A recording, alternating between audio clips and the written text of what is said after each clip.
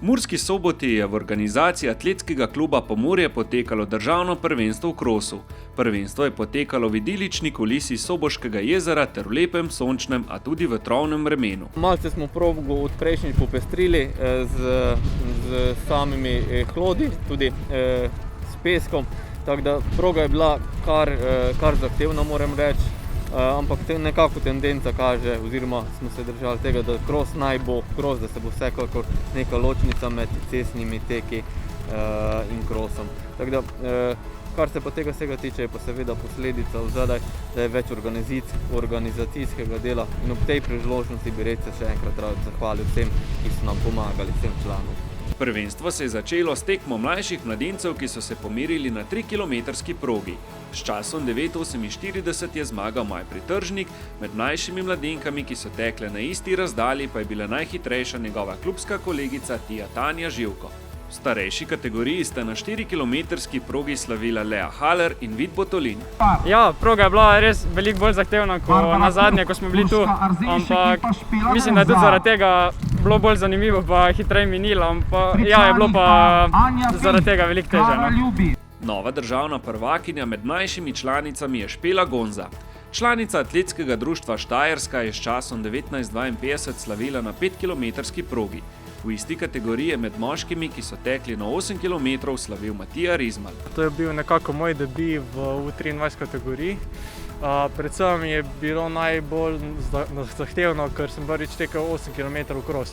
Prej sem največ tekel 6 km. Je bilo zelo zahtevno, predvsem zaradi nasipa peska, ki je bil tam in tam je pobral kar veliko energije. Tako da sem kar malo z rezervo tekel in da nisem odstopil, tako bom rekel. V članski kategoriji sta si naslova državnih prvakov na dolgi progi pritekla Primož Kobe in Anja Fink. Kratki kros, ki je na programu le za člane, pa je dobil Klemen Vilhar.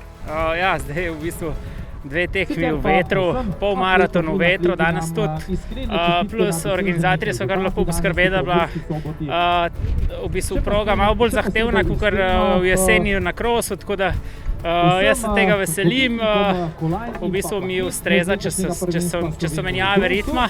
Sicer sem hodil odteč čim boljš, nekako mislim, da mi je uspelo dosti dober ritem držati, čeprav nisem že čisto spočit, tako da sem s svojim nastopom zadovoljen.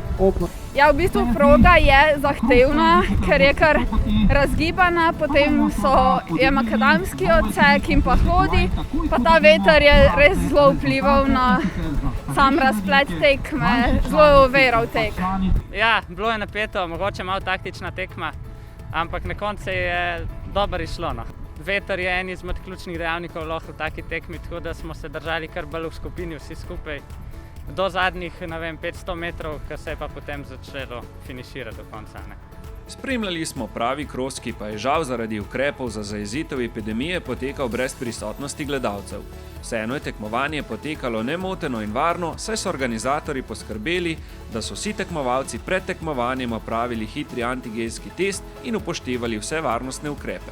Če pri spodobi povem, veter je odpihnil vse dvome, ali smo sposobni delati dobre tekme, tudi v času covida. Absolutno sem zelo vesel, da smo tukaj na čudovitem vhodu v Mursko Soboto, v Pomurje, tle pred Expom in naši klubi v tem koncu, predvsem AK Pomurje, se je zelo potrudilo in naredilo eno čudovito tekmovanje v krosu.